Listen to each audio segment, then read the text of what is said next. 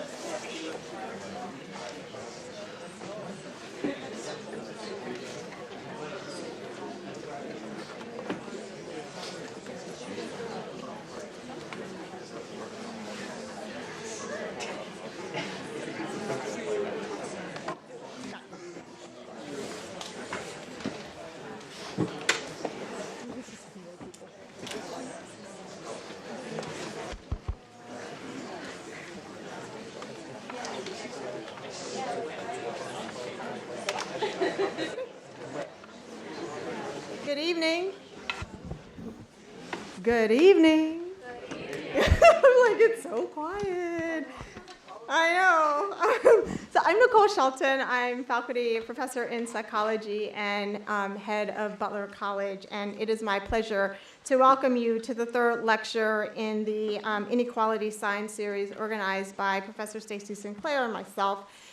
This lecture series has been generously supported by the Psychology Department, the Department of African American Studies, and the Princeton Center for Behavioral Science and Public Policy. The lecture series was developed with the hopes of fostering a scientific but accessible dialogue on inequality, diversity, and inclusion on our campus and throughout the nation. Our general aim is to bring together academic researchers, students, academic administrators, as well as community leaders for an exchange of ideas on inequality science and best practices for fostering communities where all individuals can thrive. We, as I mentioned, this is our third lecture in the series, and across all three lectures, we've been very fortunate to have students and academic researchers and administrators, as well as leaders in our community, come out to support this series, so we are very grateful for that. This evening, we will hear from two scholars who have been at the forefront of studying racial biases in the criminal justice system. We are fortunate that Professor Naomi Murakawa has agreed to introduce our speakers as well as to lead us in, or to moderate the Q&A session at the end of the talk. Before I introduce Professor Murakawa, who would also introduce the speakers, I think it's important for me to note that I am quite aware and sensitive that the topic of discussion today, like so many of the topics in this lecture series, is one that is extremely important. And of course, in light of recent events on our campus and in our broader community, it's one that is quite sensitive to us today. We ask that people remember that this is an opportunity for us to learn about the issues, and we ask that people be respectful when asking questions during the Q&A. So without further delay, let me introduce our moderator. Naomi Murakawa is an associate professor in the Department of African American Studies here at Princeton. She studies the reproduction of inequality in 20th and 21st century American politics And her research focuses on racial criminalization and the politics of of prison expansion. She is I was like, that's going to be a tongue twister. She is the author of the book, The First Civil Right, How Liberals Built Prison America, which was the winner of the 2015 Michael Harrington Book Award from the American Political Science Association. She holds a PhD in political science from Yale University and was previously an assistant professor in the programs of law, societies, and justice and political science at the University of Washington. She has received numerous fellowships, including fellowships from Columbia Law School Center for the Study of Law and Culture, the Robert Wood Johnson Foundation's Health Policy Research Program, and CUNY's Graduate Center's Advanced Research Collaborative. Please join me in welcoming Naomi.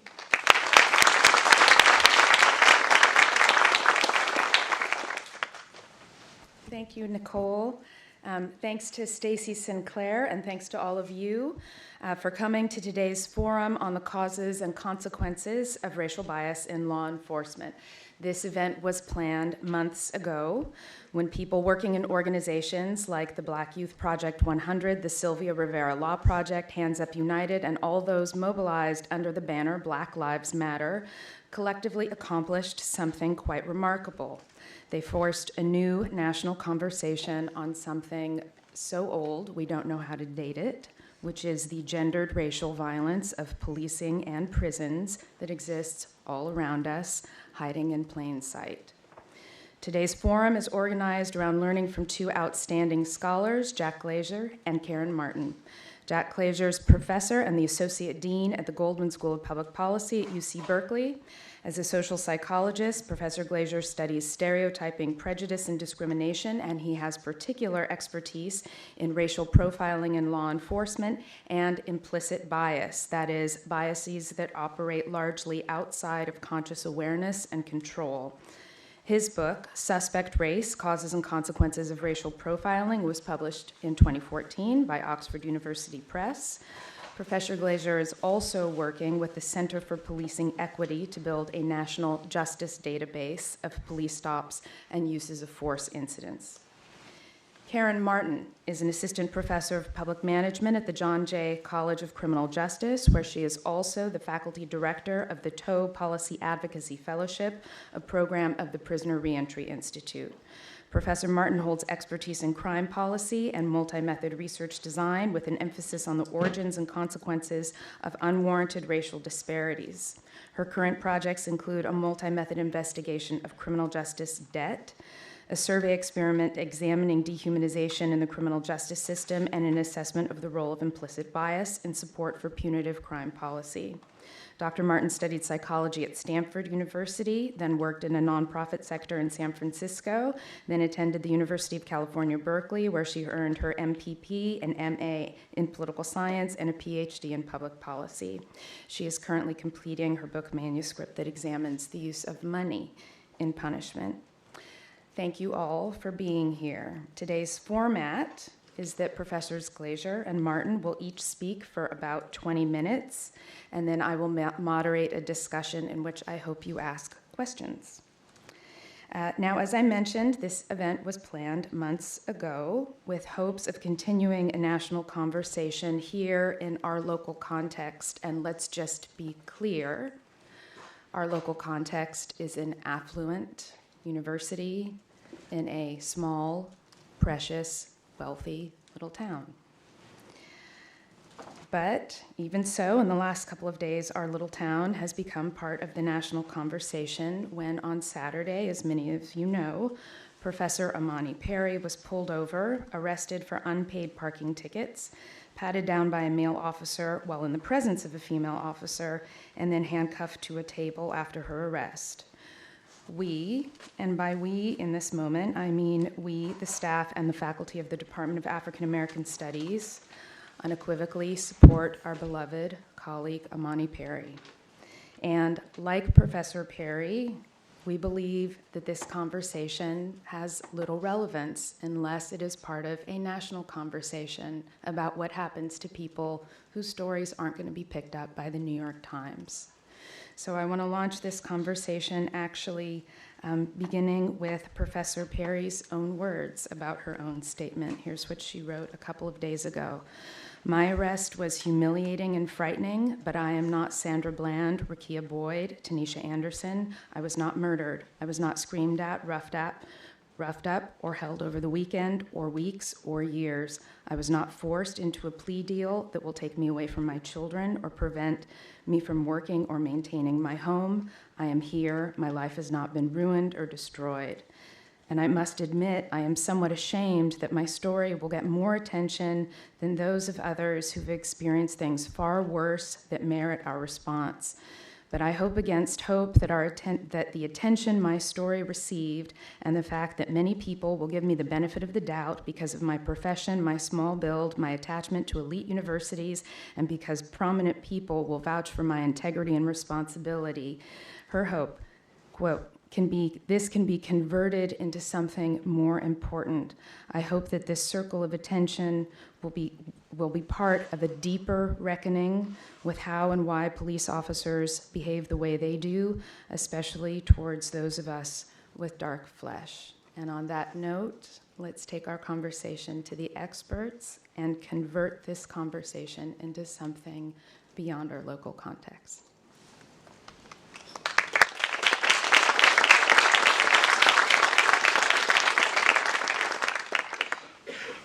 Thank you, Naomi, for that introduction, and thank you all for being here, and thank you, Nicole and Stacy, for organizing this. It's a privilege to be here to talk about this subject, and it's something that has been at the forefront of my thoughts in my research and in my life for about a decade and a half now. In fact, I want to tell a story that I wasn't planning to tell, which is that racially biased policing first got on my radar. I mean, I think I had a crude, naive understanding of the phenomenon from history, but it really came on my radar when I was hearing a talk by Jennifer Eberhardt, whose work I'm going to reference that has been central to the psychology of bias in law enforcement. And Jennifer was talking about her own experience. This was in the mid-1990s, her own experience as a graduate student being thrown onto the hood of a car by police officers. And it was striking to me at the time to think that someone like her could have that happen to her for no apparently good reason. And I know that there's been this incident here, but these events sort of connect as bookends. Of course, the phenomenon goes back for as long as there has been law enforcement and differentials in power and racial stereotypes. But it's been a pretty steady state of bias in policing for centuries. And what's happening now is, I hope, an awakening that's driven, I put my phone down, but I think it's driven in large part by the availability of recording devices in everybody's pocket. Not exclusively, but largely. And so in a way, while things seem really bad right now, it's almost like there's no such thing as a bad diagnosis. It's better to know the nature of the problem and to start doing something to deal with it than to be oblivious. And we've had large sectors of our community completely oblivious to the nature of this problem, and I think there's an awakening now. So let me talk a little bit about the science behind these ideas. I want to start by providing one of the most important legal frameworks for the problem that we have at hand today, which is, as I'll show, gross disproportions in policing as a function of the race and ethnicity of the citizenry. And that is, to quote from the Supreme Court's Wren decision, where they said in reference to other cases that they had decided previously that we think these rulings foreclose any argument that the constitutional reasonableness of traffic stops depends on the actual, emphasis added, motivations of the individual officers involved. And they've ruled similarly on pedestrian stops as well. And so what the court has essentially said for various reasons of efficiency and exigency is that it's not really important what the officer's actual motivations are, even if they are racially motivated. What matters is what they can articulate and plausibly articulate in court. And that opens up the door for a lot of discretion on the part of police officers. And that's where I'm going to start and where I'm going to end. I'm not ending yet, apologies. But I will come full circle to this notion of the role of discretion in policing. And my main point is to say that police officers are normal human beings with normal human cognition. But normal human cognition dictates that we make judgments of other people based on stereotypes. And while police are normal human beings, they do an extraordinary job that is extraordinarily difficult, but also has extraordinary power. And with that comes remarkable responsibility. And literally, police officers, when they train on this issue, they talk about the Spider-Man speech. They say this is an extraordinary job that comes with extraordinary responsibility. So I apologize if it sounds like I'm quoting Spider-Man. I'm actually quoting police trainers. But that is the case. And what I hope to convey to you is the nature of the problem, the role that the psychology of, in particular, implicit stereotyping plays, and then talk about the possibility for reducing the problem by reducing officer discretion in ways that are practical for actual police departments. Now, this is a huge problem, and it extends beyond law enforcement, but even within law enforcement, I'm not going to pretend to explain the whole problem or even understand the whole problem. What I hope to do is to address one area that psychology has a lot, psychological science has a lot to offer on, to gain a better understanding of at least one significant component of the racially biased policing problem that we're seeing, and then talk about constructive methods for addressing that problem. So just to start again with discretion, one of the reasons why police officers have great discretion is that policing in the United States is highly decentralized. There are about 18,000 police departments in the US, and none of them really answer to any higher authority. People think of it as this pyramid with the Department of Justice at the top, but it's not. They all are primarily governed locally, and there are standards, but they're primarily voluntary. And there are shared training procedures, but they opt into these. So there's decentralization, which means there's relatively low standardization.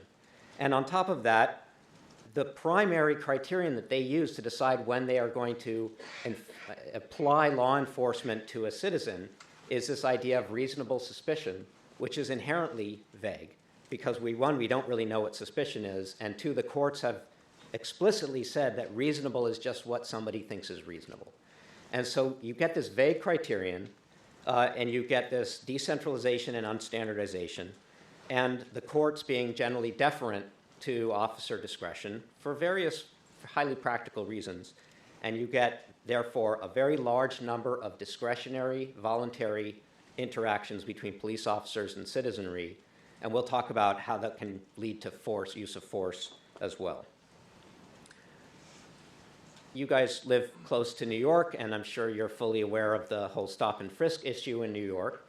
And New York City has had a history of aggressive stop and frisk procedures where they have been stopping hundreds of thousands of individuals for discretionary stops and pat-downs. The recent news is that those stops have dropped dramatically. They peaked out at about 700,000 per year, and they're down to more in the area of 40 or 50,000 per year, in part because of the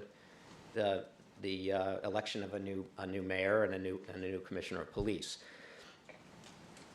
The good news about New York's aggressive stop and frisk program is that it came under so much scrutiny that the department started collecting very careful data. Now, police data, like any other data, are going to be imperfect. You can't expect perfect compliance with data reporting requirements. But the numbers are quite large, and so we can get a sense of some of the nature of the trends. And one thing we see right off the bat is that among those stops, just looking at the year 2008, among those stops, the people who are stopped are overwhelmingly Black and Hispanic. But we can also see that the rate at which they are arrested as conditional upon being stopped is very low, which suggests that the stops are being made with a high degree of discretion. If the stops were made very carefully with low discretion, then you'd expect to see more people being caught carrying contraband or having an outstanding warrant, et cetera, and being arrested. Just specifically, these arrest rates are in the 5 to 6% range. And that's pretty common across the country, especially with discretionary stops, but also with vehicle stops. that stops that lead to search tend to yield contraband or weapons at a very low rate, which is not a general critique of policing, but it is to say that those stops are clearly made under conditions of uncertainty, which Princeton people should know is when heuristics and biases come into play. In particular, stereotyping is a heuristic. One of the reasons why those stops so frequently yield nothing is that that the rationales that the officers give for making those stops are highly subjective. So the most common one is furtive movements, which you can imagine is really very much in the eye of the beholder, casing a victim, and things like that. And so this kind of, again, subjectivity and discretion invites bias-based heuristic thinking. In a more recent report from the NYPD data, we can look at the differential impact that this has on people from different racial categories. And I know that the current issue that your community is dealing with involves a woman of color, and I don't want to be insensitive to that population, but one thing we see from the data is that overwhelmingly, at least in major city police departments, the targets of discretionary policing are young African-American men, and so I'm going to be focusing on that demographic, but not to imply that that's the only population that has a problem. So if we look at these data and we see how rates of law enforcement contact for young men ages 18 to 20, and the patterns are very similar for those who are 16 and 17 and who are 20 to 24, we see that Black and Hispanic men are subjected to stops at much higher rates, or all kinds of enforcement actions at much higher rates than whites. And these are all young men, so the young white men are subjected at rates that are higher than the general New York population, which is the dotted line at the bottom. But this is a graph that represents stops per 100,000 individuals within each of these groups. And so young Black men, for most of that decade, are being stopped at a rate that is greater than 1 per year. So the average young Black man in New York City could expect to be stopped at least once a year. So we're starting to talk about numbers that are, we're not just, we are seeing in the media the cases of use of force and lethal force in particular, but the numbers are staggering when we look at them in terms of the more daily kinds of stops and frisks that we see. And I'm just going to, I think somebody said that the laser pointer works, but okay. So I'm just going to point as a foreshadowing to the comments I'm going to make later about reducing discretion, that as New York moved away from highly discretionary rates of stops to fewer stops, meaning that each stop was probably based on a smaller number of criteria, you see not only that the overall rate of enforcement declines, but that the disparities decline too, which is almost a mathematical necessity. And that's kind of the punchline that I'm going to get to, which I just gave away. So you can leave. Oops.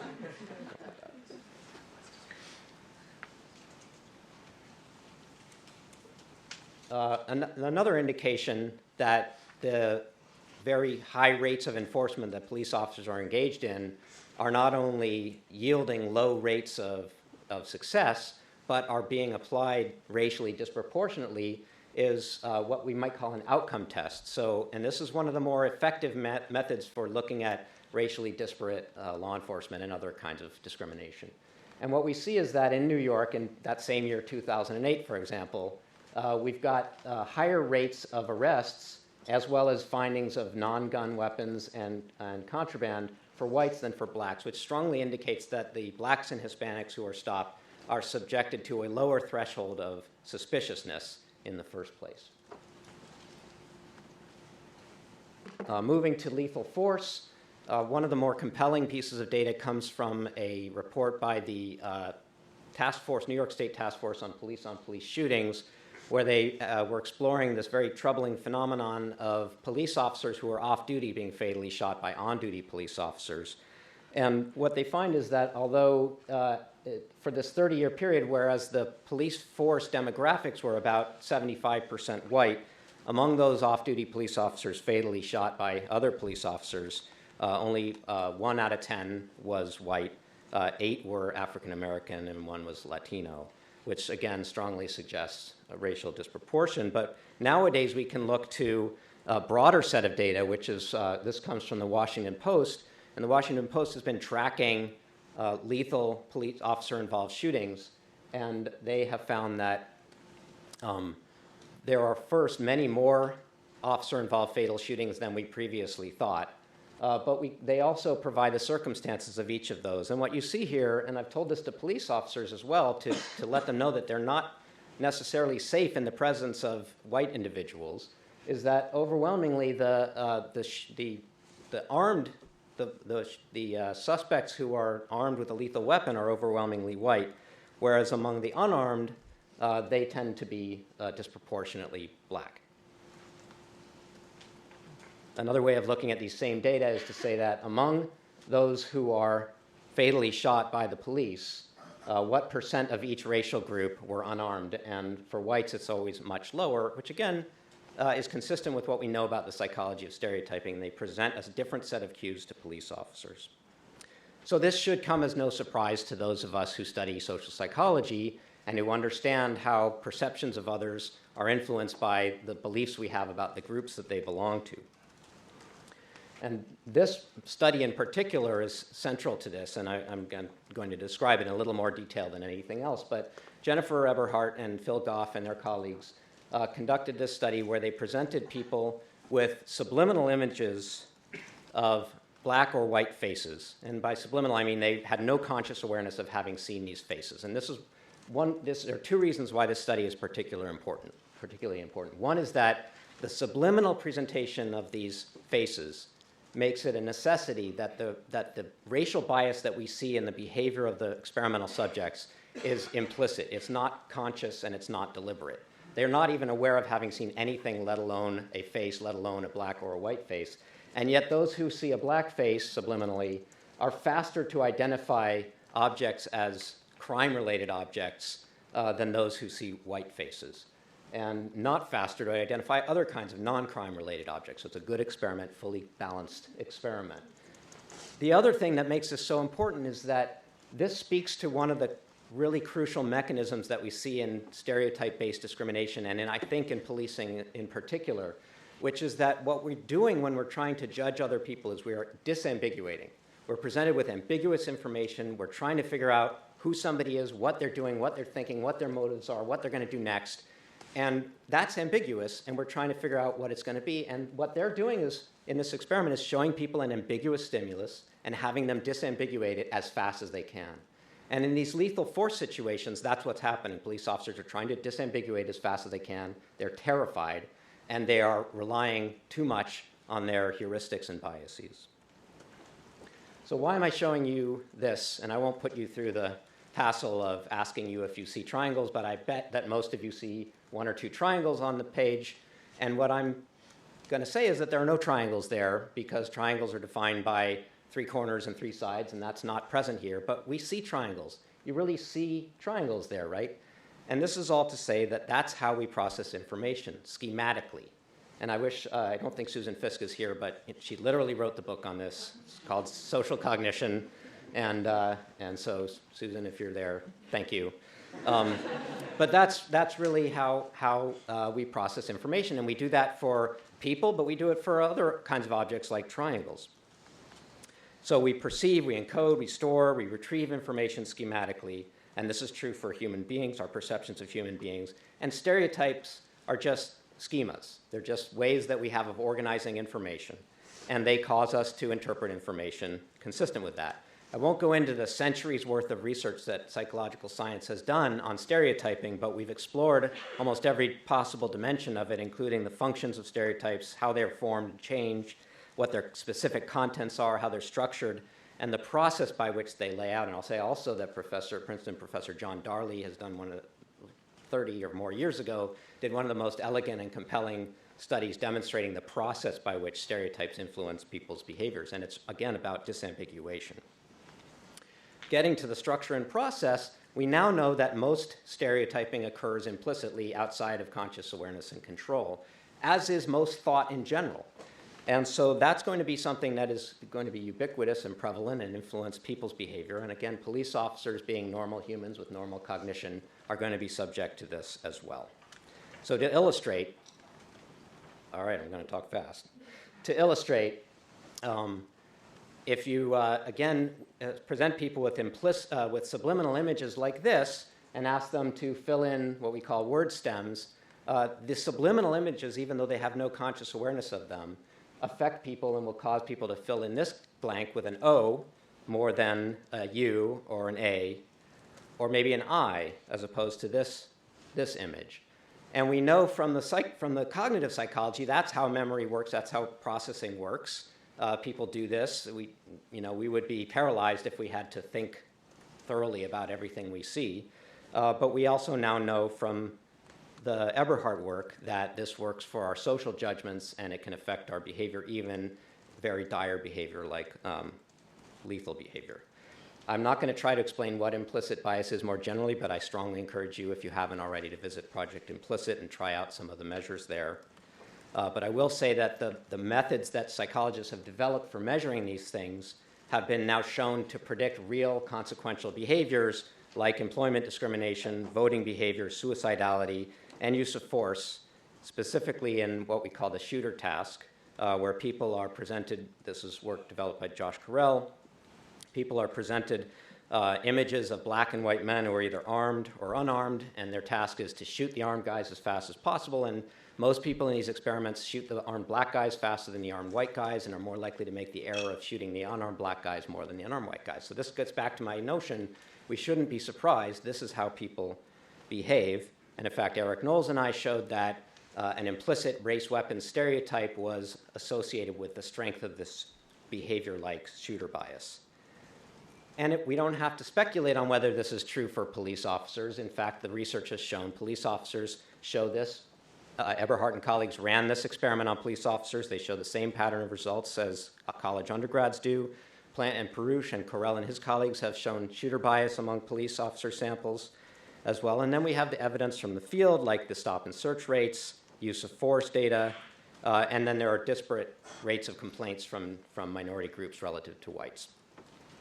So let me just briefly touch on some policy prescriptions, and I'll say the ones that I'm not going to focus on, and then the last one that I will.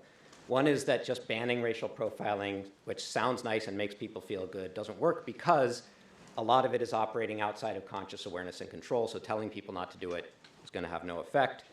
We don't yet know what training there is that would effectively and lastingly reduce implicit bias, but we do know that we need better data, but data alone is not going to solve the problem.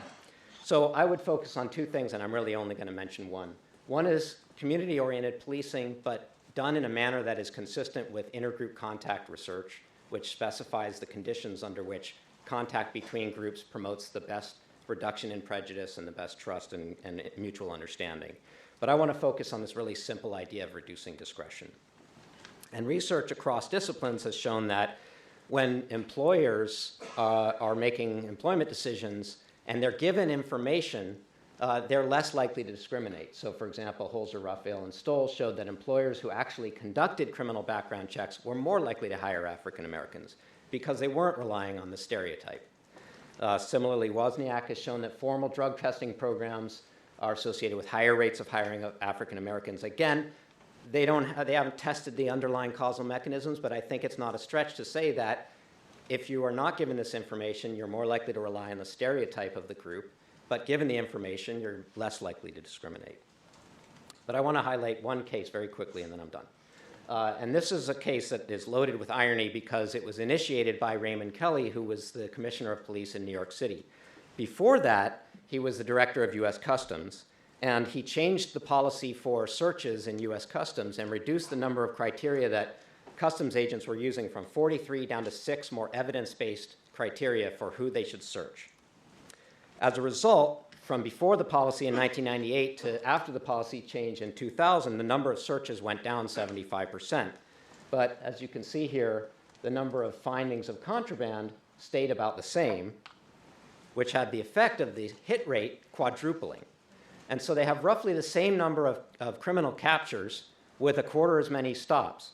But maybe more important for our purposes, that's not going to help, is what happened to the racial disproportions. And what you see here is that Latinos were being searched at a rate that was much higher than the other groups, but their hit rate was abysmally low relative to that. But after the policy change, you see that their search rate comes down, and this is not per capita, so I'm not trying to make any direct comparisons, but their search rate comes down quite a bit and becomes more proportional, and their hit rate goes up dramatically, so that we see much less of a disparity in that regard just by reducing discretion. So you get win-win-win, greater efficiency, fewer intrusions, and less discrimination. So I just want to end with that, and I'll give the last word to Ray Kelly. Talking about racial profiling, he said it's the wrong thing to do, and it's also ineffective. Thank you.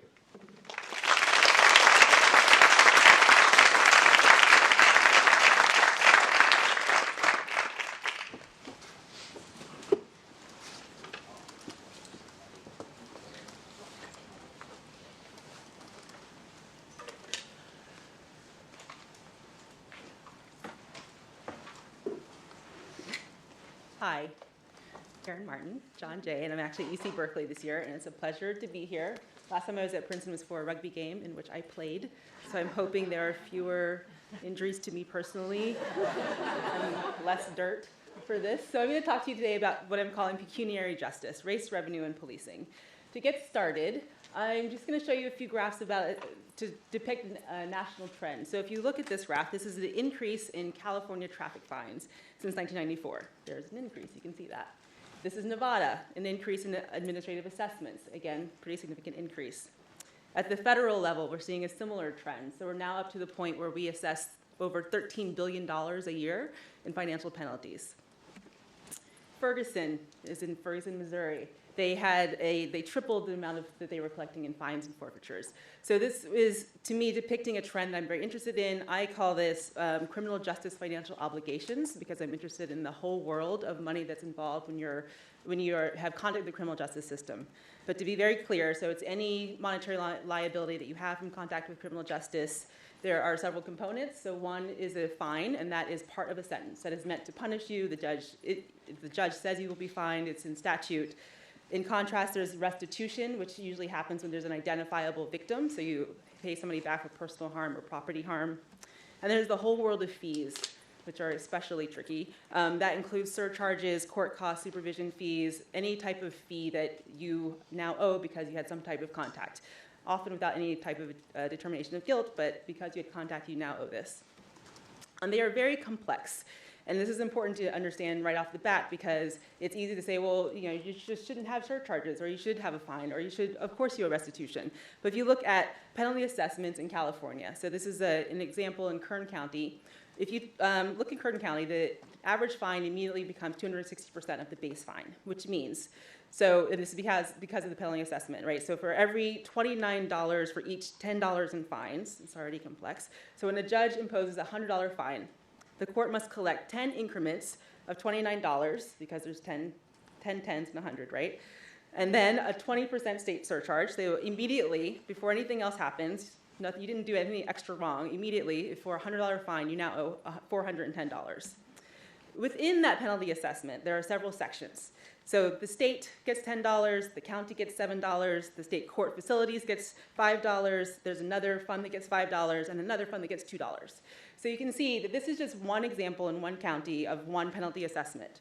And you saw that trend I showed you, right? So you can imagine that nationwide, this is multiplied times hundreds of thousands in terms of layers of complexity.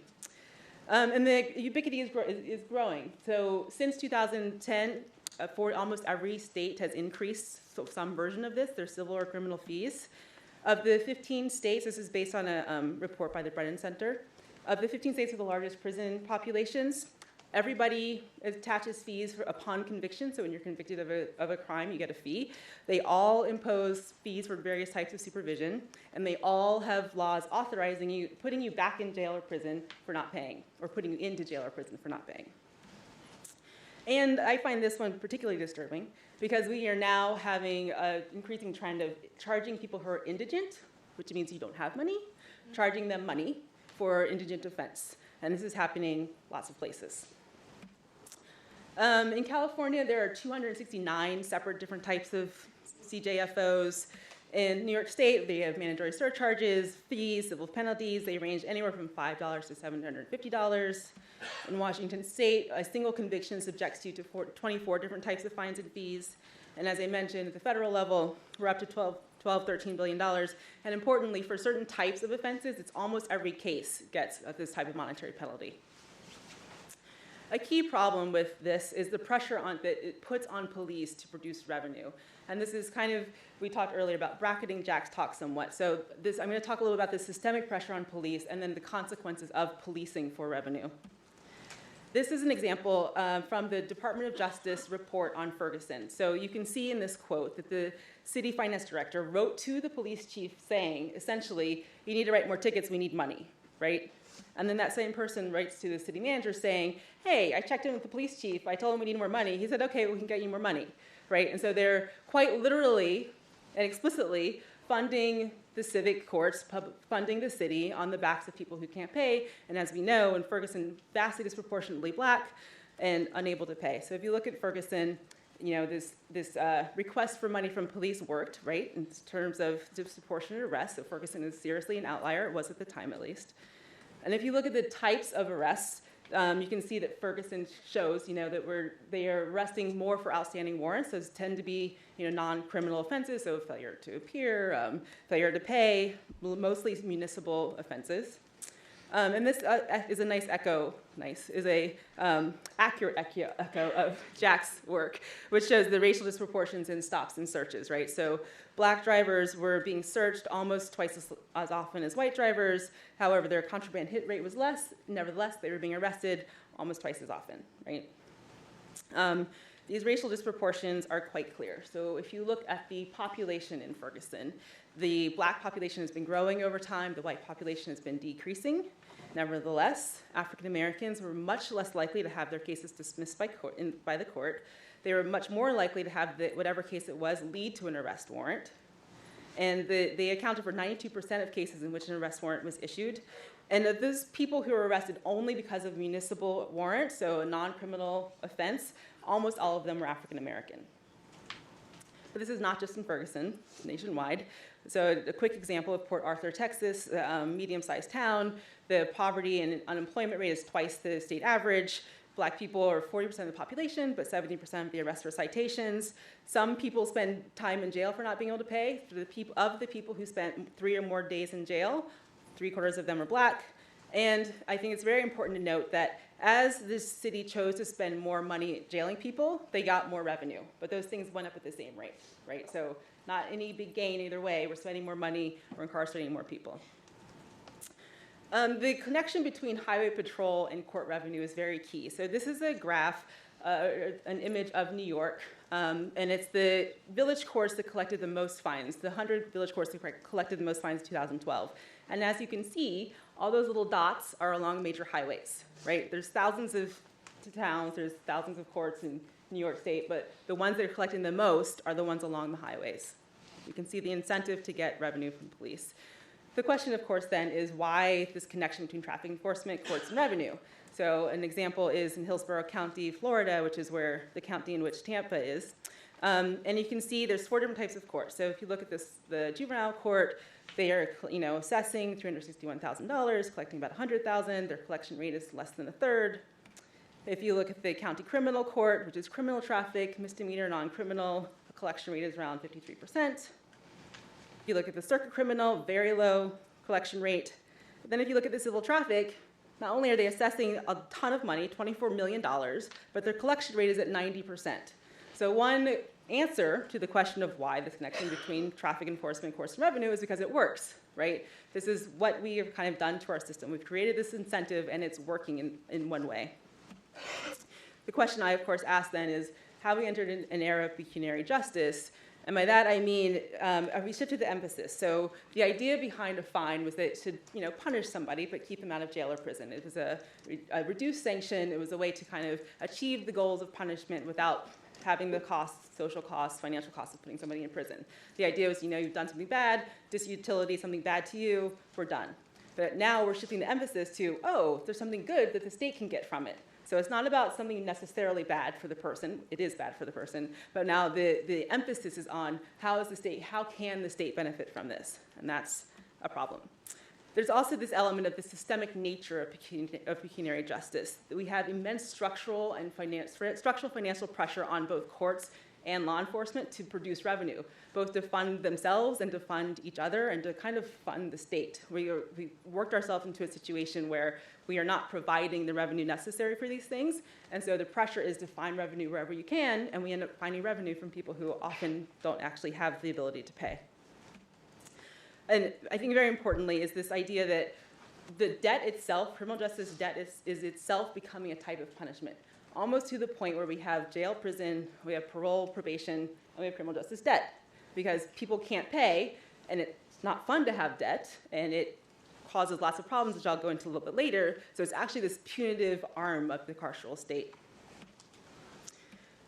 Just to give you an idea of kind of like what the incentives look like. So this is a quote from a city auditor in Ohio who says $1 is $1, and anything the court generates goes back to the court. And you can see very clearly, it's like, well, if the court can get the money, the court can keep the money. That's great, says the city auditor, right? So that's the way to fund yourself. A recent news headline said, couldn't put it more plainly than this, the Nevada Supreme Court is going broke because traffic ticket revenue is down, right? Pretty clear connection. And this is a quote from a person who works for an automatic license plate reading company. It says, and I think this is also a brilliant example of color blindness as a philosophy in this country, whether the driver is black, white, green, or blue, because you've seen lots of those, has no bearing on whether our machine will run the plate. It's an equal opportunity technology, right? So there's just this idea, we're just gonna kind of scattershot, cast the broad net, get all the money we can from whoever it is. So we don't know who it is, so we'll just get some money, right? Which is very problematically putting police in the role of being debt collectors. In Texas, they have something called a warrant redemption program. And this is based on a law from last year that allows patrol cars to have credit card readers in their car, so that you can pay your court fines on the spot. So the way this works is that the government gives all of their outstanding court fee data to the company. The company gives you an automatic license plate reader for free, so the government does not pay anything. But the company gets to collect 25%, that's a quarter, of everything that you owe. And so people are confronted with this choice of you can either pay now or you can go to jail. But you get to choose. Whatever you want. You can do whatever you want. So for example, if the warrant fine is $500, you can either pay a towing fee, a daily impound fee. If you work minimum wage, you'll lose wages. Or you have the convenience of just paying the $125 processing fee, which goes to the company. You can see there are lots of problematic incentives. Just a few I want to point out to you is that focusing on lucrative warrants, right, ways to bring money as opposed to like traffic violations or people doing bad things in their cars is a problem. And I think a broader problem is that it's a model based on debt. There is zero incentive for anybody to then reduce the number of warrants, because if you don't use the machine, then you lose the revenue, you get the machine gets taken away from you, and you can't then use the automatic license plate reader for any other purpose, right? So in the minds of law enforcement, problematic incentives. Talk a little bit about criminal justice debt as punishment itself. So there's a massive debt burden outstanding right now. In the federal system, people owe more than $100 billion in criminal debt. In one federal district, it's $300 million. Nevertheless, the federal government collects only about $4 billion. So again, this is the idea that the debt itself is the punishment. People aren't able to pay, so they're not paying, they're just living with the debt. So people did a study of 11 states and found that there was about $200 billion collected every year. And California alone had $10 billion in 1 year of outstanding court-ordered debt. This I would like to walk through how you end up from debt to being arrested. And this is based on some qualitative work in New York, and in 2 counties. So a CJFO, remember that's a fine, a fee, restitution, is assessed by the judge. Some places are in this century, and they have an electronic record. Other places are not, and they have paper records of what you owe. If you are incarcerated in jail or prison, it's taken out of your commissary. It can be up to 100%. So if you're in jail or prison and you have no money, your family sends you money, and some jails and prisons will take the entire thing. So until you've paid it back, you can't have toothpaste or a comb or a snack. Some places only take 50%. if you are not in jail or prison, you go to court to pay at the clerk's office. The clerk's office tracks the payment. The probation officer tends to track non-payment. And if you can't pay, your PO will sometimes try to work out a payment plan with you. If they find that you're willfully not paying, which is the Supreme Court Bearden ruling, which says that's why you can be incarcerated, or that you should not be incarcerated, but we violate that all the time. It comes down to willful non-payment. If the probation officer thinks that's what's happening, they can lodge a warrant. The sentencing judge can then deny the warrant or grant the warrant, and then you're brought back to court, and you're put back in jail. Very importantly, if you are then rearrested and have a new set of CJFOs, there's not actually a way to link your previous debt with your current debt, which becomes, as you can imagine, extremely confusing, kind of for both the person and the state. So this is just an idea of like how you go from debt to rearrest. In honor of being in Princeton, I want to give you a little taste of what's happening in New Jersey. Currently, there are over 500,000 cases eligible for collection. There's $250 million almost outstanding in debt. And this is a quote from Winnie Comfort, who says, the court's been trying to collect for 20 years, but for whatever reason, can't imagine why. She thinks this is because the person eluded the law or moved. I think it's because we're trying to find people who don't have money. The fines haven't been collected. And the origins of this is, I venture to guess, it is an empirical question which I haven't fully explored, but it looks like surcharges are very problematic everywhere, so I wouldn't be surprised if it's the case in New Jersey. But you can see that these are the surcharges in New Jersey. $100 for an unlicensed driver or expired license immediately becomes $300. Driving without a suspended license immediately goes from $250 to $750. So you can see the surcharges are a significant issue. If you don't pay in New Jersey, all of these things can happen to you. Your driver's license can be suspended. You can be prevented from selling private property. Your wages can be garnished. Collection costs and interest will be reported to credit bureaus. And there's a law passed not that long ago that said private collections can be used and they can charge their own 22% administrative fee. And do you have to pay while you're incarcerated? Yes. And often when you're incarcerated, your wage is just like 10 cents. Maybe it's $1.10, but it's not a lot of money. What's happening in New Jersey is very much reflects what happens everywhere. It undermines most of the things that we say we want to have happen when somebody leaves prison, which is get a stable life. Driver's license is suspended. It can revoke or prolong probation.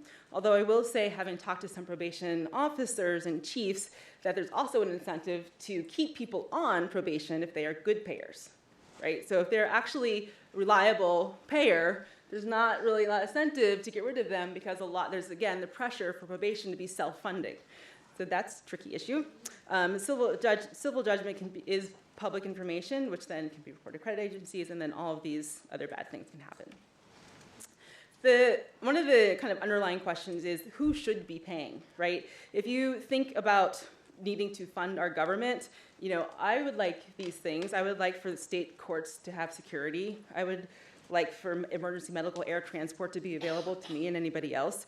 I find courts would be great, but who should be paying this? Is it people who violate the vehicle code? Is that really the best decision that we should be making? It's an open question that I think we need to find an answer to. Again, just to kind of give you an idea of where this money goes, I think that we can find pretty good support for a lot of these things. Restitution, training of peace officers, I think most of us can agree that's a good thing. Driver training, excellent. Having corrections, fine, train people. But who should be paying for it? And do we need to, this is literally nickel and diming because we're talking about a $10 amount here, allocating it. This is an example from Nevada, and just to point out that, so on the far left there, the basic speeding, people who have that infraction are paying 48% in terms of a surcharge, whereas people who are convicted of reckless driving are only paying 12%. So it just kind of speaks to the illogic of how we're allocating who's paying what. And so this has motivated me to kind of figure out the experience of having criminal justice debt. So I'm currently doing this with a qualitative study, interviewing and surveying predominantly Black and Latino men, asking about the effect of having debt on themselves and their family, and a couple brief snapshots, and then I'll finish up. And so I just asked people, as a result of your criminal justice debt, what has happened to you? And you can see that some very problematic things have happened, especially if you're thinking about a population that's typically returning from prison and that we want to have a stable life. So if that is the fact, then having your driver's license revoked, having your credit score credit score affected, having to go back to court, having difficulty getting credit cards, all of the things that you need to get back on your feet, we're directly undermining with this criminal justice debt. And very importantly, some of the emerging themes are that people see this for what I also agree is as disproportionate punishment. So one person said, "Stop charging me for sheets I laid on 5 years ago." That is not lingo of any type. That is actual his bed sheets that he used 5 years ago. Yes, he got charged for the bed sheets, and he's still paying for those sheets 5 years later. People express very clearly a sense of institutional oppression. I feel like I'm being extorted. I feel like I'm in a vicious cycle. They're making money off of a dirt poor people. You can see how this is undermining any type of sense of civic engagement, right, or citizenship. It's very stressful. People have to make horrible choices like paying for their daycare, or paying for their medicine, or paying their rent, or paying for their debt. And then I think of most concern, for especially in the context of this being a law enforcement and punishment issue, is the criminogenic effects. So people say very directly, if I'm supposed to pay and I can't get a job and everything else is making it harder for me to get a job, then what I'm supposed to do is go back on the street and sell drugs again. And a lot of people have expressed to me this idea of going underground, right, going off grid, so they will put everything financial in somebody else's name. One person described to me a shoebox filled with cash under his aunt's bed, right, that's his bank. So their car, their rent, their utilities, everything else everything is in somebody else's name. And so people are just like, opting out of the state, right? Like all the state wants to do is extort me. I'm not going to participate. And you can see again, this undermines exactly what we profess to want to have happen with people leaving the criminal justice system. So to wrap up, I think we need to challenge a few key assumptions. One is this transactional aspect of pecuniary justice. The people who are, quote unquote, using the criminal justice system should be the ones who pay for it. I think in contrast, we are all benefiting from having some type of apparatus for enforcing norms or holding people accountable or righting wrongs, however you want to depict that. I have a lot of things to say about what we criminalize, but no matter what, we agree that we should have some system, right? But who should be paying for it? We're all benefiting from it. Perhaps we should all be paying for it. And we very much need to consider stopping thinking about this as purely revenue producing and essentially cost-free. So far, it's like, oh, we can just add a penalty assessment. We'll get some money. We can just tack on some money here and get some money. We're not considering the social costs. We're not even considering the actual financial costs, right? Putting somebody back in jail for not paying costs hundreds of dollars a day. So if they owe you $50, they couldn't pay because they're indigent, and you put them back in jail, that math quickly does not add up. Again, the trade-offs in the use of law enforcement is using police as debt collectors is a good idea. And then there's finally the idea that all money is equal. So if you are in prison and you're being charged $1 a week for being in prison, but you only make 10 cents an hour and it's hard to get a prison job, that's not all dollars are equal. Similarly, if you're being charged a $30 a month probation fee, but you make $0 a month, not the same. On the other hand, restitution, I think, has this different ethical component, and I think intuitively it makes sense to people. But even that gets lumped in with all the other things that people owe. And a lot of jurisdictions do prioritize restitution, but we need to remember and think about other ways to kind of achieve the goals of restitution besides money. And then again, from the perspective of the debtor, all of this debt is monolithic, right? It's just you owe money. Each individual agency, the court, the police, probation, parole, can say, well, I just have to charge this a little bit, I just have to charge this a little bit. But if you're the person who owes, you just owe a lot of money. And I think we really need to keep that in mind. And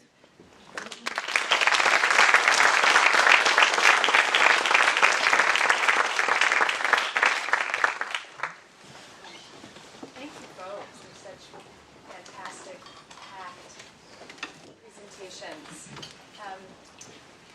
Let's start with questions for our visiting experts.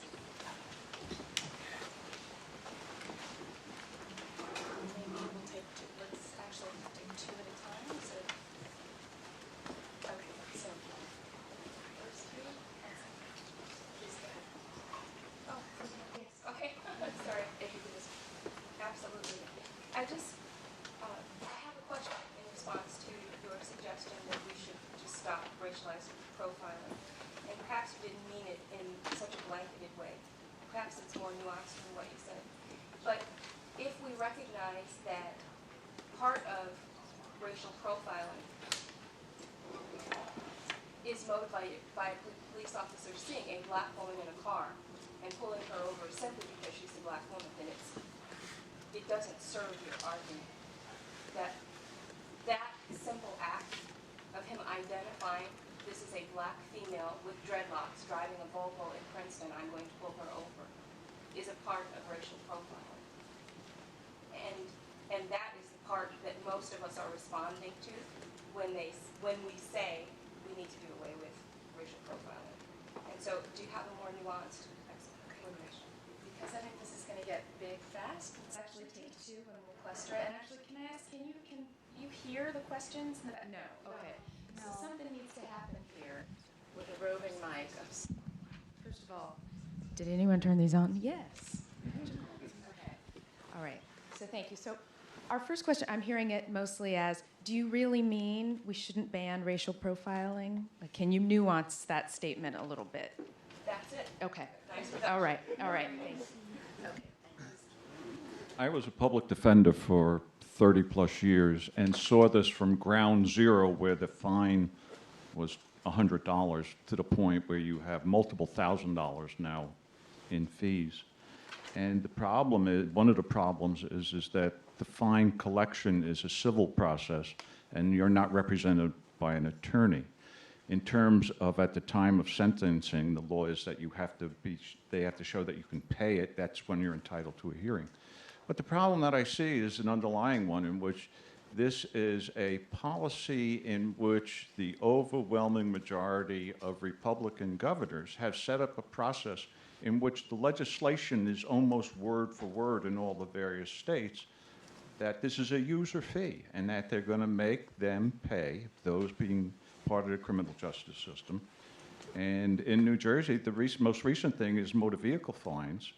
If you have a fine that gives you points on your license, the prosecutor now tells you you have an alternative plea of paying just under $500, which stays with the municipality. So this is all about revenue, and really, in terms of race, the number of people who are arrested in a white community and have to pay this is also outrageous. And so you don't get out of prison, and the problem with putting thousands and thousands of dollars of fine on someone who has a life sentence is why you see them. Okay, that's great. So this is actually a very interesting cluster because, in a sense, the question as I heard it towards the end is, isn't this just money? Where does race play a role at all? That's almost time. And the question is, can you nuance this idea of why would it be ineffective to ban racial profiling? I think I can answer that question fairly straightforwardly, which is to say, I have no problem with banning racial profiling, and most states have enacted bans on racial profiling, but I do think it's generally an empty gesture, and that's because officers know that it's wrong, and their supervisors know that it's wrong, and what they lack are they lack the incentives to actually do something proactive to stop doing it. And so even worse than it being an empty gesture, I worry that if a department adopts a ban on racial profiling, that it gives the sense that they have done what they need to do, and it leaves them lacking the actual proactive efforts that they need to actually stop the problem from occurring. So I'm not opposed to bans, but I'm opposed to bans as a primary policy response. I think that Jack's talk, and if you look at the racial disproportions throughout the criminal justice system, it is true that the law on the books can be, like, as we heard, black, blue, green, white, whatever, they apply to everybody. But what actually happens is that it is people of color who get caught up in the criminal justice net more often, period. And then all things else being equal, are less able to deal with the consequences of the debt. So it's true that it is kind of a colorblind policy, but in implementation, it is far from colorblind. That's what Ferguson was all about, that it's targeted sometimes explicitly. Good, thank you. These mics are not very sensitive, so you got to really press it. We're going to hear you breathe. Hello, my name is Asa Craig. I'm a master's student in the Woodrow Wilson School. Question for you in terms of looking forward and what's going to happen. I would say in the past year, there seemed to be an emerging bipartisan coalition that was willing to tackle criminal justice reform. Yet in the past 6, 7, 8 months, we've seen a lot sort of more racial tonality on, I would say, on the right-hand side of the spectrum. Can you speak a little bit about where do you go? Where do you start to change these policies? Is it a federal-led? Is it state-led? And how do you see that playing out in terms of what seemed to be a bipartisan coalition, but it may break up now?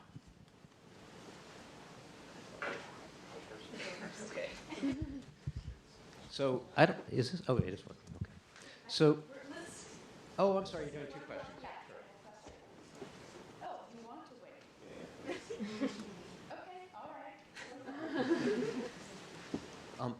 With regard to policy on policing, yeah, they say, "Eat the mic" is the expression. Okay, I hate that. It's very metallic. So, in terms of reforming policing, I'm not optimistic that much of any effect is going to happen at the federal or state level. I think that there's a lot more opportunity at the local level. And what we see happening is more reform happening at the agency level. And that, unfortunately, leaves us in this position of hoping for the best with these 18,000 police departments. The good news is that there is movement afoot, and there are organizations like the Center for Policing Equity that are working with police departments and helping them. And the Justice Department, even though they only have about 12 litigators in their Civil Rights Division, they've had pretty good effect in. I mentioned before the Justice Department they're not part of the chain of command with law enforcement, but they do have several tools at their disposal, one of which is criminal investigations and others civil lawsuits and patterns and practices analyses. So they have been using that with pretty good effect. And when they do that with a high-profile department, I think that there are spillover effects into other departments. So there's movement at the agency level that's spurred in some ways by the DOJ and by some grassroots efforts. But at the federal level, they can't even get a floor vote on the End Racial Profiling Act. And a lot of the state policies have been fairly superficial, like including bans on racial profiling and requiring data collection, but with a sunset clause. And so I think the policy response has to be, I would say that if there is a federal policy response, it would be an increase in funding to the DOJ to support departments in taking proactive efforts to engage in fairer policing. And then the general one is in the spirit of reducing discretion. There are departments like Greensboro, North Carolina, that just basically stop doing discretionary stops. And that is a possibility. I don't think it's something that's going to get legislated. And by the way, the Supreme Court is not being particularly helpful in any of these areas. So I'm not super optimistic on the grand scale policy level, but I do see a lot of good movement on the agency level. Now, as far as larger criminal justice reform, I'll punt that to Karen.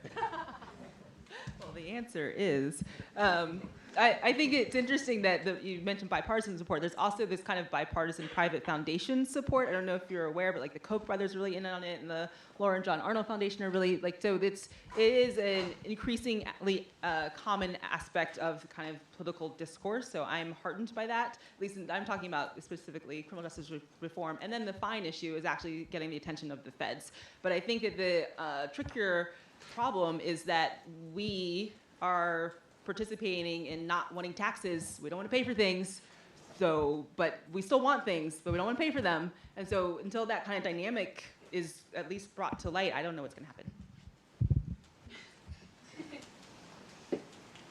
happen. Hey, so this actually goes towards the first talk by Professor Glaser, if I'm pronouncing it right.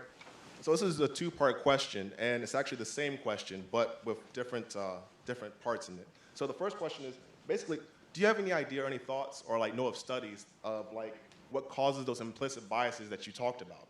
I have ideas about it, but have there been actual studies for that? And that's for specifically minorities. Now the second part of that is overall, because it seemed like from the data you were showing, even for the ones where you remove discretion, that even the hit rate seems still really low, even among the white people, even though it was maybe a different discrepancy rating, but it was still 15, 13%. So do you know what's maybe causing, or maybe have an idea of what's causing the implicit biases? Go ahead, okay, thank you. So there is some work on the development of implicit biases, and they are learned like other beliefs through exposure, environmental exposure and learning. and media effects and the like. So I don't think there's a lot of mystery about how they're learned. I think what's been so surprising is how much we underestimated the share of our cognitive processing that they take up, and that most of us have implicit biases, preferring our own group, and often members of stigmatized minority groups are more likely to have negative attitudes toward their own groups than people from more privileged groups. So they're pervasive, they're ubiquitous, and they account for a lot of our decision making.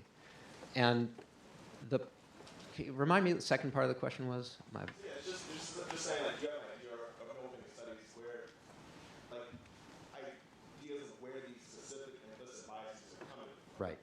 Yeah. So, If we talk about, like, the training, saying, like, we do implicit bias Right. training, right. but it's not effective. Right. In the presentation. So, like, maybe, like, if we figure out what is causing the implicit bias, I know you're saying that, Yeah. just look at it. Right. So what I didn't have time to go into is that there's a fairly systematic effort on the part of social psychologists now to figure out ways to reduce implicit bias. And at best, what they're finding is that you can get small reductions that are fleeting, and that 24 hours later after the intervention, the biases are back. And that's wholly consistent with what we understand about implicit cognition and memory, which is that it is and it gets back to your first point, which is that these memories, these biases, are created by exposure to things in our environment. And as long as we go back out into the same environment, we're just going to recondition to have the same implicit bias that we had before. So what I see this as is being more of in terms of actually changing the bias, that's more of a generational prospect. And it is happening. It's slow, and it's a lot slower than we'd like it to be, but it's happening. In terms of actually addressing it now at the individual level, there's a lot more traction that can be gained by changing the manner in which the policing is done so that the biases are less influential.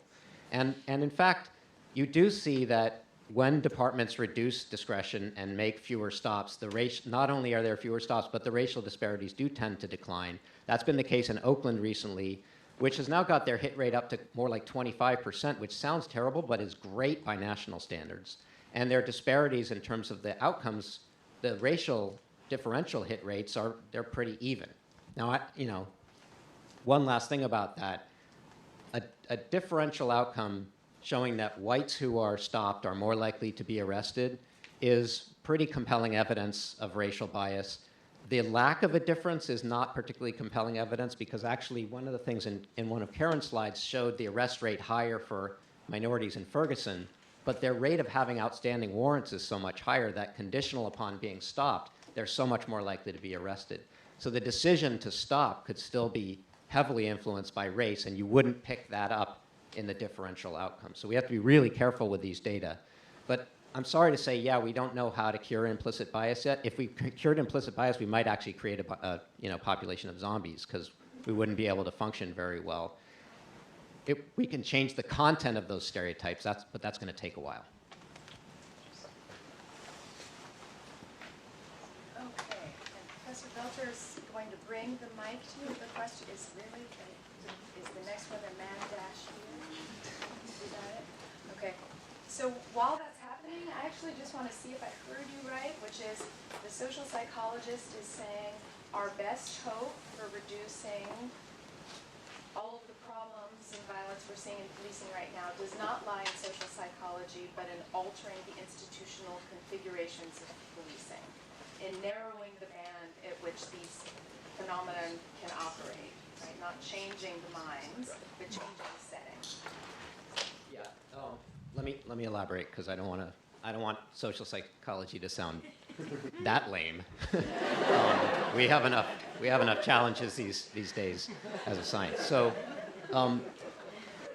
I think there are two parts to that. One is the science is telling us the nature of the causal problem, the causal nature of the problem, which is the implicit biases. Now, that's not to say that there aren't other causes of bias policing, and there are institutional factors, and there is still a difference in sentencing for crack versus powder cocaine, even though that was supposedly addressed, there's still a big, now it's 1 to 18 instead of 1 to 100.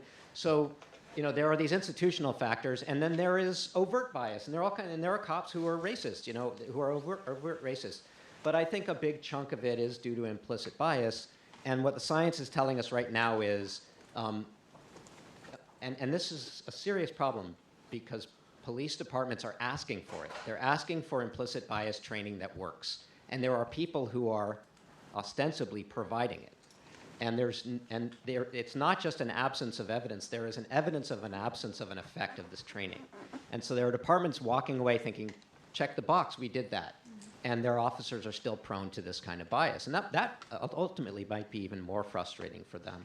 So the science is telling us, this is probably not the right path to go down right now.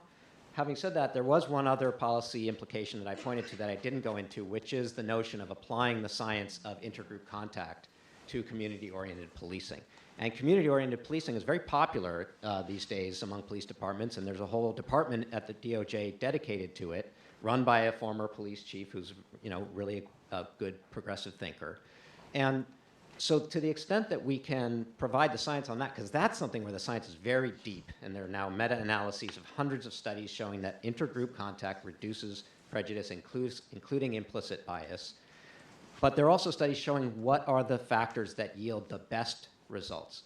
And I think that's a strong area. That's an affirmative thing that we can do, whereas reducing discretion is more of a negative action that I think is still necessary.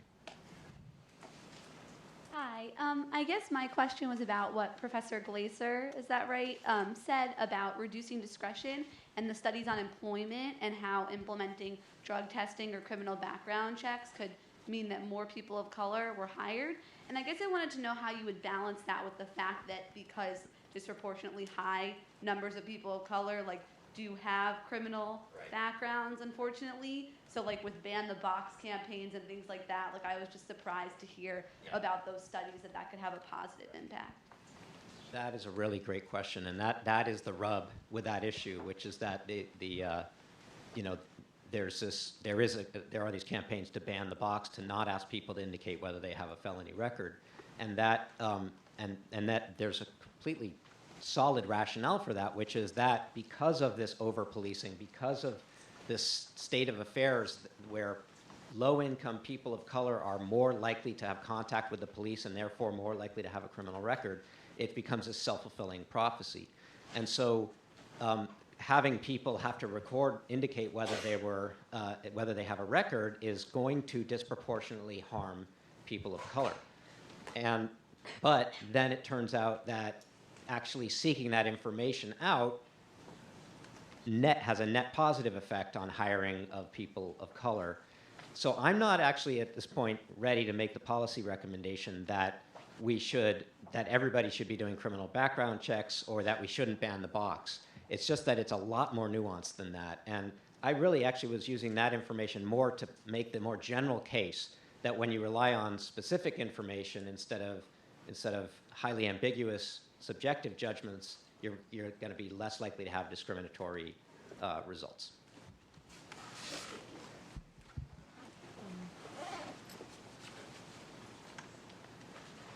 Hi, first of all, thank you very much for your time today, and I hope you'll allow me 2 quick questions. First, for Professor Glaser, I was wondering if you could speak a little bit about how the critical debate between whether cognition and affectual thinking comes first or second might affect how we think about what police officers perceive in a situation and how they act. And then second, Professor Martin, I was wondering what you think about the concept of psychological distance between policymakers who are assigning fines and the people that they affect. I think that there is enormous psychological distance, but I don't think that that's necessarily racial, and I don't think that I think we should be careful about oversimplifying it, because I think that there is enormous pressure on legislators to come up with money, and their milieu is making decisions for hundreds and thousands of people at a time. So I don't think that just in the world of surcharges, fines, and fees, that all of a sudden they think differently. I think it's just kind of part and parcel, right? Like they're thinking about taxes, or thinking about fees for parks, or thinking about law, So I don't want to say that, that because of psychological distance, they don't have any problem being punitive. I think it's more that nobody has really, empirically demonstrated the effects of criminal justice debt and brought it to any, legislator's attention. And I will note the irony that the topic of my doctoral dissertation was on the affective and cognitive components of prejudice and differentiating them, and unpublished, by the way. There's a whole other set of cautionary lessons. But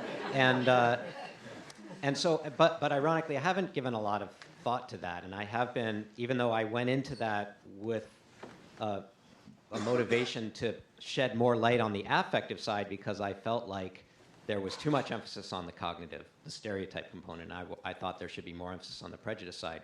I've been in the policing domain focused more on the stereotype side, in part because we know so much about the stereotypes. We know how prevalent they are, and they are so relevant to the decision-making that police officers have to make. That said, affect plays a role as well, and I think that affect plays an increasing role depending on the circumstances of the encounter. And obviously, when we're talking about once force is being used, I think that cognition starts to trail away and the affect starts to loom larger and larger, to the point where when lethal force comes on the table, there's really, not only is it affect, but it's really fairly autonomic. And we're talking about police officers making responses out of terror. And they will tell you, that they soil themselves under these circumstances. They're ready to admit that it's terrifying. And so affect becomes really important. And I think it's probably a continuum that as officers get more amped up in a situation, affect is going to loom larger and play a larger role. To the extent that they're relatively calm and they're just, patrolling and looking for bad behavior, it might be more cognitive. That brings up this other issue, which is the occupational hazard of policing, which is not physical. The primary occupational hazard of policing is psychological. I mean, the psychological effects of policing are sometimes devastating. The suicide rate is quite high, although a lot of that may be due to just the availability of lethal weapons. But their divorce rates are higher. They will tell you about their cynicism that they have to take home after being on the job, because they are constantly looking for bad behavior. Part of that, community-oriented policing can help with that too, because that puts them in the position of looking for positive behavior and having positive interactions with people. So these things are all sort of interrelated, but thank you for reminding me about affect.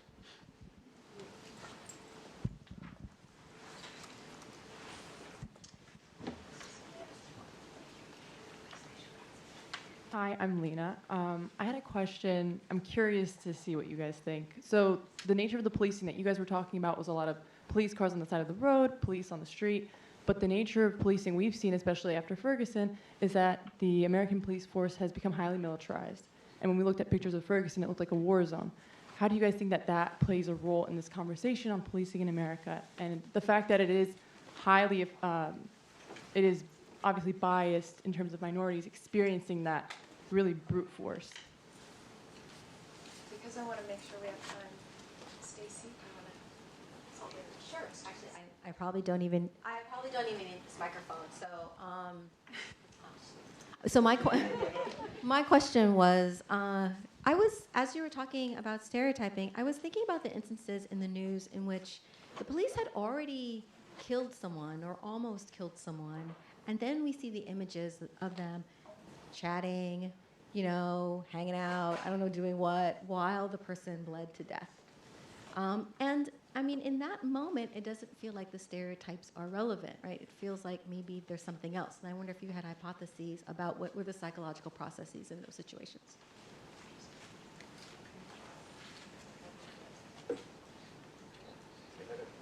My one-word answer to that second question is dehumanization.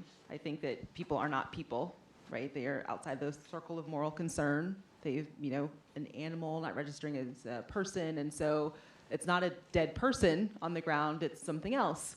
And so you don't, not worthy of the respect, not worthy of the dignity, not just doesn't trigger any of those things that would happen if it was somebody with whom you felt some type of emotional kinship, is my first take on the psychological processes of seeing that. I think that's I also think there's an element, prison guards too, correctional officers, you kind of have to deaden parts of your willingness to engage with other people and see them as whole people, or else you couldn't do your job. And so I don't think we could be surprised. We're demanding a lot of certain professions, and I think that's one of the horrible outcomes. Yeah, and actually, I think I can connect the two questions, because I think the militarization of police promotes this kind of dehumanization, and it puts police in the role of an occupying force, and that means everybody who they're enforcing the laws on is the other. And so it really promotes that kind of dehumanization. It's a real problem. The White House is trying to get, they're trying to get departments they're trying to get there to be some accountability for these transfers of military materials from the military to police departments. And there were no guidelines. And, I got to see some of the initial White House orders. But prior to that, it was just, if you can sell it to a police department or give it away, do it. And so you had police departments not only adopting the machinery, but the fatigues. And it's deeply, deeply problematic. And then at the same time, while most policing experts will acknowledge that policing is a paramilitary venture, police themselves are really uncomfortable with that characterization for good reason. I mean, they don't want to be seen that way. But one of the problems there is that prevents them from adopting the concept of rules of engagement. And so they have training about how they're supposed to be, but there's really very little discussion about how do you interact with a person? When can you interact with a person? I think it would be really valuable, but because they reject the paramilitary descriptor, they are resistant to that. So that we got to find a workaround there, some term that's going to work for both of that. But I think these are related, and I think again they're normal humans, and even after they or one of their partners or friends has committed a violent act, they are going to seek some kind of normalcy. And I will say that I think there are plenty of instances too when there's been a shooting and the shooting officer breaks down, and it's often a career ender. It's not like all's normal. And most officers go through their entire career without discharging their weapon in the line of fire. So it's still a relatively rare event, but one does wonder.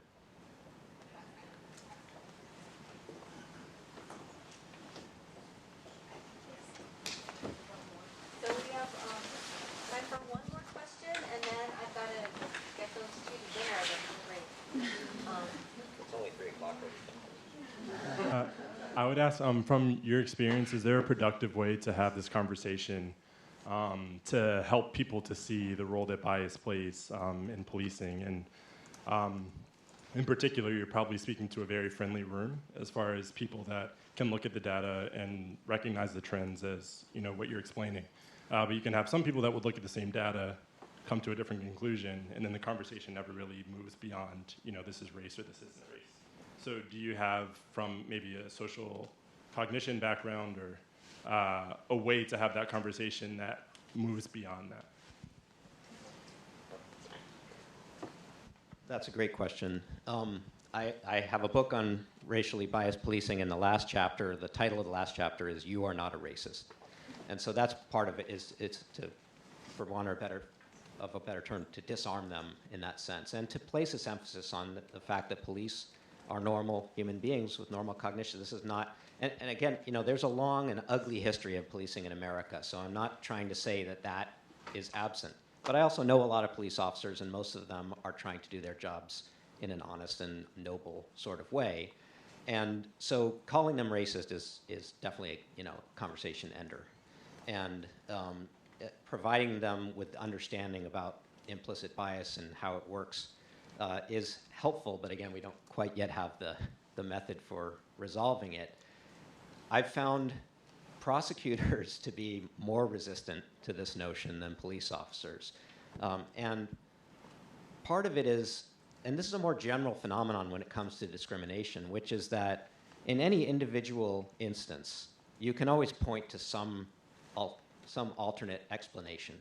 can always say, yeah, I know that guy shouldn't have been shot, but he was charging at the officer, or the officer thought he was being dragged, or there are always explanations that are plausibly undeniable, for want to coin a new term,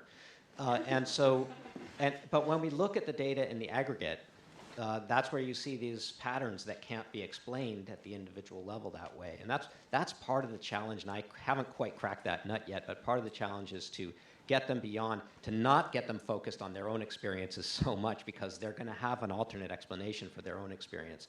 But to just say, look, this is what happens, and this is predictable. And these are the things that need to be put in place. And again, I think,